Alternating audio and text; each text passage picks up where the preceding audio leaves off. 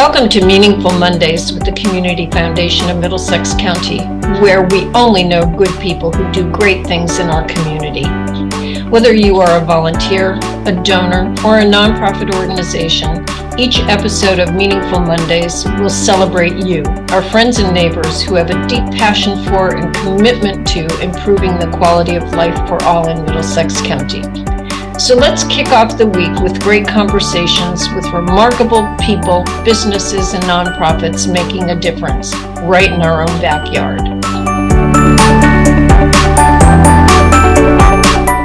Good morning, everybody, or good afternoon, or good evening, whatever the case may be when you're watching this. Welcome to Meaningful Mondays, where we talk about the people who make our community the best place in the whole wide world to live, work, and play. And I am delighted that we are showcasing one of our newest board members, Todd Pozefsky, who lives in Clinton. And you know, Todd, I think you've got a formula for everything that you do, being the numbers guy that you are. But I think the formula is not only numbers, but your passion, your ideas, your generous ways. And all of that to me makes a very happy community and a better community. So we're going to start with everybody should get to know you. So tell us a little bit of background. How did you first of all get to Connecticut, then how did you get to Clinton? And then we'll segue into how'd you get to us? Okay. Long way to get to Connecticut. My father, very crafty person with his hands and mind. So I moved probably 18 times before I was 16 years old. Oh my gosh. From house to house, buying a fixer-upper, fixing it, moving on. But we ended up in Connecticut, in Milford, actually, when we first moved, when I was probably in 5th grade. And frankly, I've always thought I was going to leave Connecticut, and every year further down the road, here we are. I like it more and more, and went to high school in Shelton, and then off to Boston University with the full expectation of, again, moving out of Connecticut to greener pastures. And I just found myself right back in Connecticut. Married my high school sweetheart. We ended up finding Clinton, or I should say she found Clinton. There's no doubt about that. She's a smart lady. Yeah, and frankly, we just sort of settled in. And I was able, in today's technological world, to be able to work wherever I wanted, because you didn't need to be in any particular spot. And so I went from a public accounting firm, a very large public accounting firm, to a couple stints in private equity, and then my final 2 decades was at a publicly traded private equity firm. So it's all been great, and like I said, with each passing year, our feet become stuck more and more in the mud in Connecticut, and love it. Well, you've got deep roots here then, even though you weren't born here, you've now got roots here. So segue to how you got to us. And we're very lucky that we have you on our board of directors, because we're just very pleased. How'd that happen? Well, admittedly, I had heard about the Community Foundation, but I really didn't know much about it. And, right. I think most people that go through their careers just stay so focused on your career. You give to whoever the company says you give to. You don't think much about the whole of what you're doing. But then when you start retiring, you start thinking a bit more about that. And I play platform tennis and bumped into Clint Reed, who's on the board. And he knew I was retiring, and knew also that I was sort of financially slanted and a busybody. I can't do nothing. And busybody, that's a new label. Yeah. And as he described the Community Foundation, and it was sort of an eye-opener. You think about all the selfish places that you give money to, or give your time to, and you just forget to look beyond that, to see what other things are out there, what other programs are out there. And then when he was describing how the operations work, I mean, you said it. I'm a spreadsheet guy, finance guy. You are. We know. We've learned. Yeah, and well, I mean, and 95 and 97%, I think, of the assets of the community foundation are cash and investments, which is really where I made my career with. So I Right. think I can help there just from my natural skills and training in my life. But more importantly, I'm going through a discovery of my community. I know I like it. I mean, I think I shared with you one story. My wife and I were trying to figure out where to retire, and we both took empty notebooks to my cabin in upstate New York, Right. and we both came back that we're not moving. So it was interesting because we all expected to have great ideas, and we found that we really are entrenched in our community. We just don't know why. So I'm part of the discovery about, okay, I need to know more about the community. And Isn't this is that a great way to do it. what an interesting way that you enjoy chose to sort of think things through. I never would think that. So what were if it's not too confidential, some of the things that both of you wrote in your notebooks that led you to be deeply rooted here? It's interesting. You always think first the retirement of finding the perfect climate. Everybody thinks Right, weather, they think sun. The reality is it doesn't matter what you want. You're a plane ticket away from going anywhere like that. exactly. So Exactly.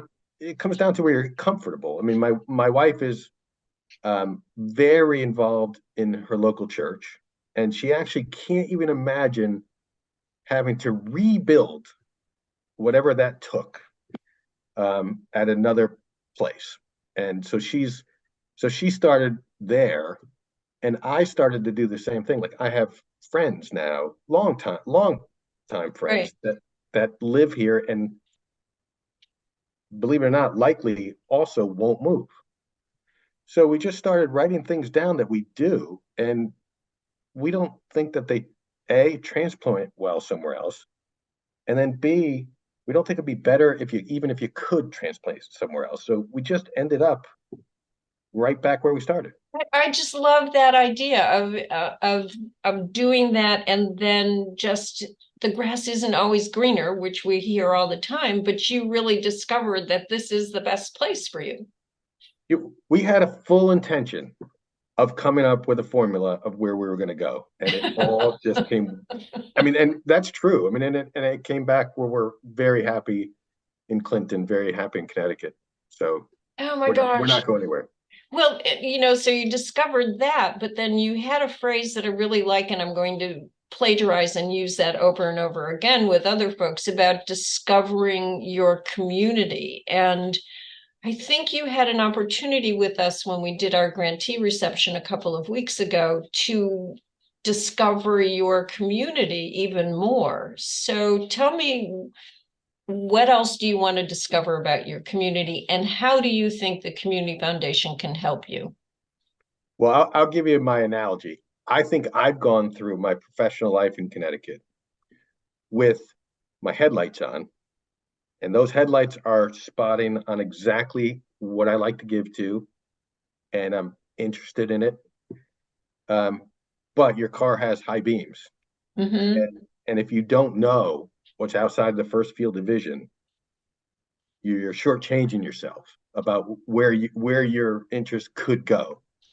So the community foundation, and particularly that meeting in Clinton, was eye-opening to me because I was having a conversation in 2 minutes about uh, essentially taking care of the watershed of the Connecticut River, Right. to then talking to someone who volunteers their time to drive people back and forth to medical appointments. Now, these are well-educated people. In One's in the sunset period of their time, the other one it's actually totally involved in that one particular program. And these are my neighbors. I would have no idea that that's going on. Exactly. I don't need medical assistance. I don't know of anybody that does, so I'm not driving anyone. But when you see those person, you talk to those people, you clearly have the eureka moment that there are people that need that. I mean, and and now I think the community foundation will give me the high beams. of life in this stage. Well, you know what? You may be a numbers guy, but I think you've got some poetry in you, Todd, with all the analogies you're coming up with. And I just want to do a real a plug and a shout out to the Adam Stanton House in Clinton, because they were gracious enough to host us at that grantee reception, and that was an eye opener for me about how beautiful it is. So if you haven't visited the Stanton House, please do. And a shout out to Kathy Weiss and Seth Weiss from that have a fund with us, the Sunrise Fund, and they were part of the whole honoring the grantees. But I think you're right. It's really, first of all, I think it's beautiful where we live. Mhm. I think you can enjoy any kind of sport or activity without the fuss and muss of all of the other stuff that you would get in some other places. But the people here are fascinating, and they really care, so that you play off that energy. Yeah, and I think that going back to the Community Foundation, I think because of how you guys operate, Mhm. you will unearth a lot of what the community is that you just don't typically see. And that's really, I have to say that that's really what I'm looking to unfold most during the next year. Well, Todd, you just gave another analogy. Unearth is another word for nosy. We're very nosy, and we try to find out what is going on. And I will tell you that we work really hard to make sure we have the trust of the nonprofits so that they can come and tell us what's going on, good, bad, or indifferent. And we encourage them to bombard us with emails about this is going on. So if someone like you asks us about a particular focus area, we can go, oh yeah, here, go here. Or if you're interested in this, look at whatever. And I know you're interested in the theater, so I know you frequent Ivoryton Playhouse, but there are other opportunities for wonderful theater in Middlesex County too. Yeah, which again, I never even heard of some of these places until the very first board meeting I went to. And it's just, how do you live in a place for 20 years and don't see it? So I think this is people should visit, at minimum, should visit the website and see what right now is a much wider, high beams. High beams. I love it. Okay, discovery. I love it. We're going to keep on going with that. So we are happy to say that we're undergoing, and we're, thanks to Thayer and her team and the technology committee, doing the website over. So stay tuned for that. We'll make a big announcement. Other areas that might inspire you to volunteer your time. I know you enjoy are active in many things, but particular focus areas for you? Well, yeah. So this is, again, it's sort of on the continuum of let's call it life. I mean, I don't think there's a greater reward for a successful person than to donate. There's something, it's so far beyond intrinsic. I view participating in something like that as the cherry on top. And, I one year I donated time to build ramps into houses for people that had mobility issues. Now, that was a period of time I had some free time. Why not?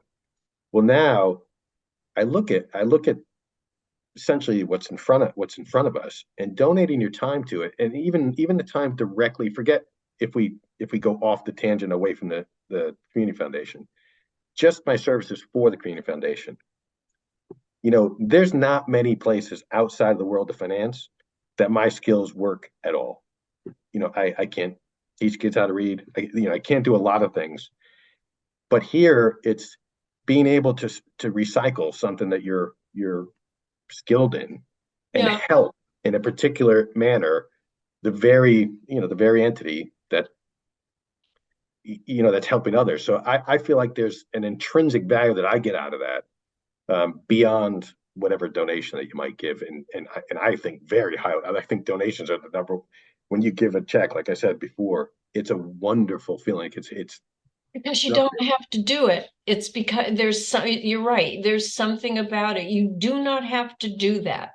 but you're doing it out of a lot of different emotions and values, and I agree with you. So I have two questions. So you get a lot out of volunteering and you quote unquote get it. What would you say to somebody who says, oh yeah, I don't have the time, or what,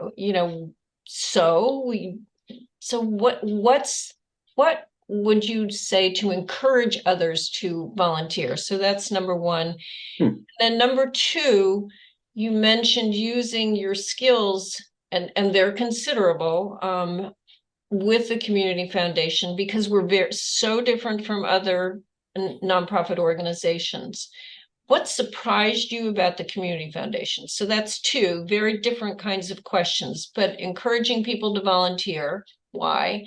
And what surprised you about the community foundation as you got to know us?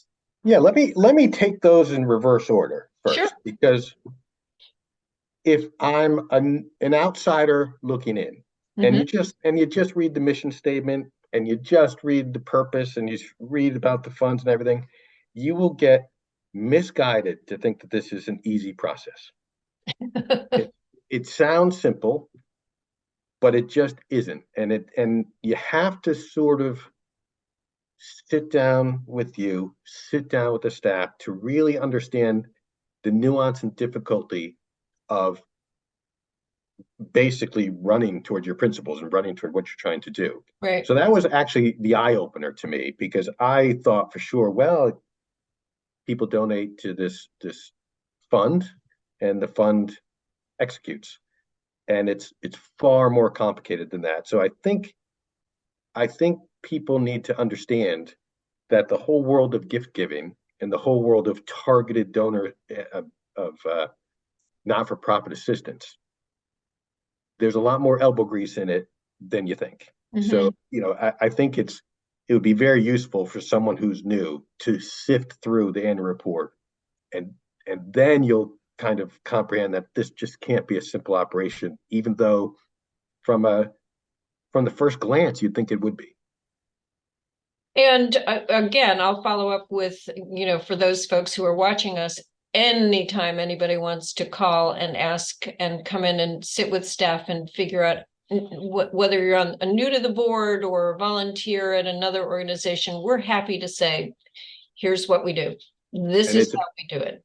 And it is a worthy hour of your time, because you'll fundamentally change the way you think about the Community Foundation, without a doubt. Well, thank you for that. And we have a terrific staff. I mean, they're just absolutely amazing, and they really care. And the one thing I will say is we work really hard to be good at what we do and follow the rules and regs, because if we don't, it hurts other nonprofits. Yeah. So, okay. So that All right, was. so now I'll attack the second one, and I don't know why I'm analogous. I have coming up with analogies today, but when We're you going to write me, them all down. Well, when you asked me the question, I know that you're a golfer. Was it 2 weeks ago, an amateur won a PGA Tour event? Oh, I saw that. And he quoted the title of a book by Billie Jean King. I don't know if you heard his comment. And he said, "Pressure is a privilege." And anyone who plays sports understands the better you get, or the better the situation, comes with all sorts of pressure. Well, I think somewhat analogous to that, because we're all not talented sportsmen. Otherwise, we wouldn't be doing this podcast. I think success in life, and you can define that whatever way you want, comes with responsibility at the end of that successful period. So I feel like the giving back, whether it be pecuniary or in your service, is a responsibility as you get closer and beyond your career. Of course, your career is to take care of your family, all of the necessities. But once you're beyond that, I just think it's purposeful. What is the point of that success without kind of recycling it? And I just feel like someone who has not given before, if they just tried it once, it doesn't have to be a big deal. It doesn't have to be more than an hour's time. The gratitude that you get, and then the euphoria that you feel, far exceeds what you actually did. There's something intrinsic about it going back to the donor that makes it all worthwhile. Wow, you are coming up with some good quotes, and I'm going to tell you, we're going to snip those out of this podcast, and you're going to see them in print. So how's that? Okay. I think they've all been absolutely fabulous. And I mean, you make such really good points. And I will say it's not hard to volunteer. If you think it is, come on, call us. We're happy to say, oh my gosh, we need somebody to help us stuff and stamp 500 letters. It's that simple, and you will be, we will gush all over you about how grateful we are. And we also probably will serve you cookies. No calories though, no calories. So you really have come up with some great things. And I love the amateur quote about winning the golf tournament. That was so awesome. And yeah. Pressure is a privilege. And what you do, Todd, in your conversations and in your analogies is flip the thought process. So instead of looking at it as a challenge, it's an opportunity. So thank you for that. Yeah.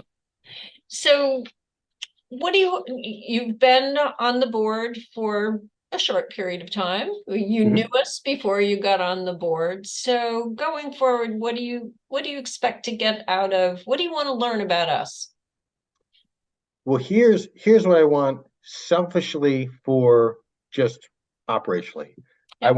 I want to be able to take skills that I always thought were very limited in scope, and they are, and apply them to help the organization. To me, if that's all I get out of it, I think I'm underachieving, because I really listened to the very first meeting I went to, where there was a slide presentation that went through a lot of the programs that the Community Foundation funds. And frankly, they deserve the funding, and it's but it's interesting. But I, like I said, I've driven through the Middletown 100 times and wouldn't know those places are there. Right. And that's sort of shame on me. So what I'm trying to get out of the first year, or however many years I'm involved, is find out more about the nuances of why I like this community. I've already proven with my wife that you're staying. we want to stay. But I think if you really press me about why, it would be a feeling, and not, I can't itemize 30 things why. Right. And I want to be able to itemize more. And I think I think the Community Foundation will allow me to do it. Oh, without a doubt. And back to the point about utilizing your skills, we've already talked about how we can do that, because while we think I am good with numbers, Jennifer is brilliant with numbers, but having another perspective of someone who has used numbers and financials in a different way, in a different setting, and helping us to look at things differently. We try not to be in the weeds, but who knows, maybe we are. I don't think so, but having us look at things in another way will be so very helpful. I look forward to the exercise. Oh, we have a list of things, and you and I have already talked about those. So really, my last question is, what are you looking forward, and it doesn't have to be about the Community Foundation, for the rest of this year? Well, for the rest of this year, I'm looking forward to a little more sanity in the world when we get past this presidential election. Yeah. Election years make me lose more hair than I can afford to lose. I get grayer. And I guess, I'll answer this selfishly. I'm just really entering retirement, and I want to do the reset of where my hours are going.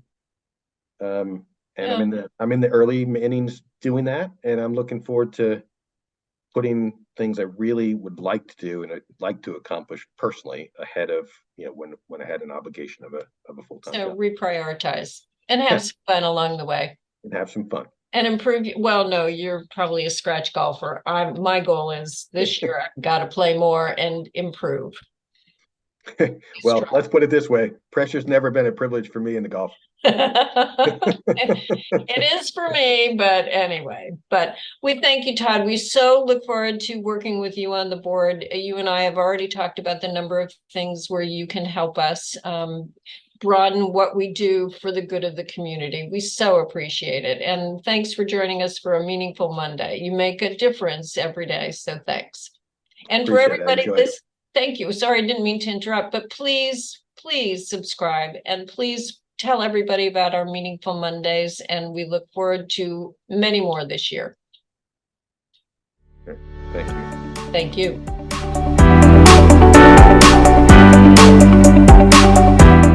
Thank you for joining us for this week's episode of Meaningful Mondays. At the Community Foundation of Middlesex County, we know that philanthropy matters and philanthropy works. Together, we support the arts, education, human services, animal welfare, the environment, heritage enhancements, and so much more by providing services, programs, and grants to our local nonprofits. We invite you to learn more and share your passion with us. Visit us at middlesexcountycf.org or contact us at 860-347-0025. Together we can make great things happen.